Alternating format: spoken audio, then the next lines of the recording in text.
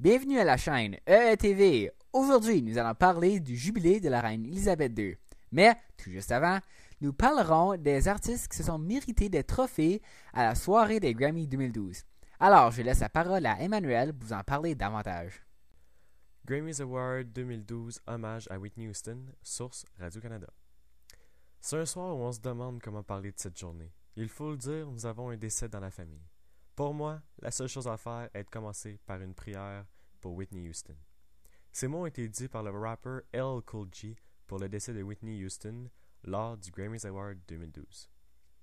Aussi, voici quelques événements qui se sont passés. I Will Always Love You a été diffusé par une ancienne vidéo de Whitney elle-même. Plusieurs artistes lui ont dédié leur prestation à cette soirée.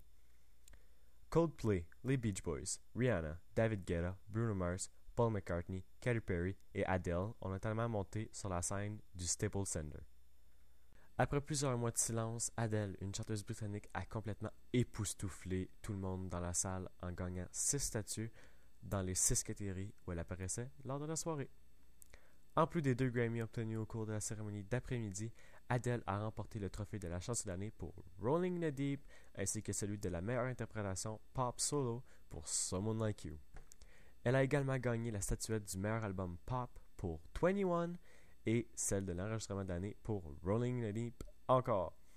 La chanteuse britannique Amy Winehouse a par ailleurs été récompensée à titre posthume pour son duo avec Tony Bennett, Body and Soul. Cette dernière est malheureusement décédée pendant l'été. Mon opinion sur ce sujet du Grammys Award, c'est tout simplement super. Nous pouvons découvrir de nouvelles personnes, de nouveaux artistes. Nous pouvons écouter des nouvelles chansons qu'on ne connaissait même pas. Nous pouvons retrouver de vieilles personnes comme Paul McCartney, son retour sur scène. Alors, vraiment, cette année, il était super. Très intéressant, Emmanuel. Nous allons maintenant être de retour après la pause publicitaire.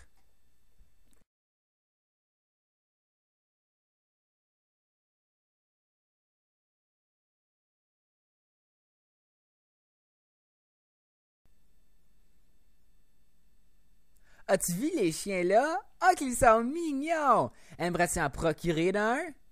Oui! Appelez-le 1-800 chiens trop cute pour vous en procurer! Pour un simple prix de 5,99! C'est génial! Ouais!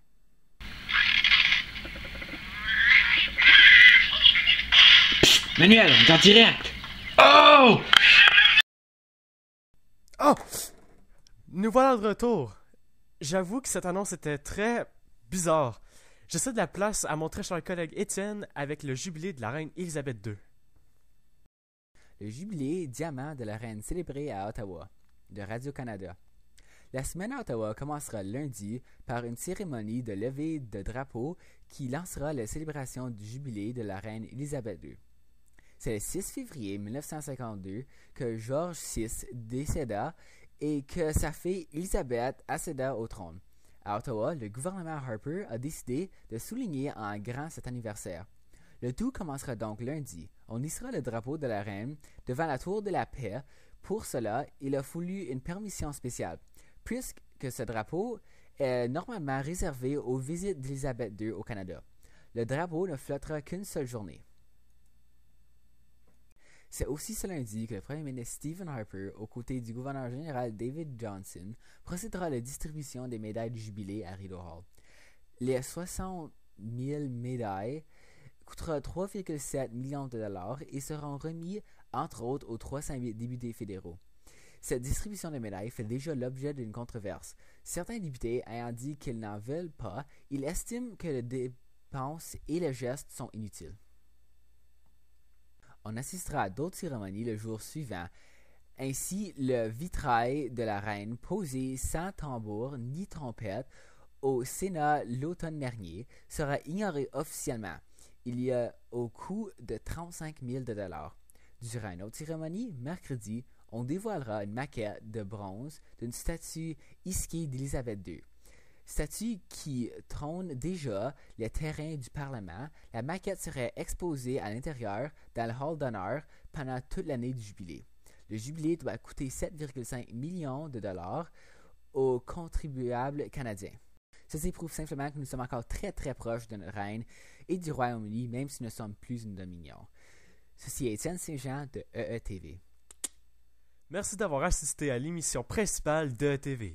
À la prochaine émission, nous allons parler des raisons du décès de Whitney Houston et du profit qu'une personne peut faire après leur mort. Ça, c'était Étienne et Emmanuel et je vous dis à la prochaine.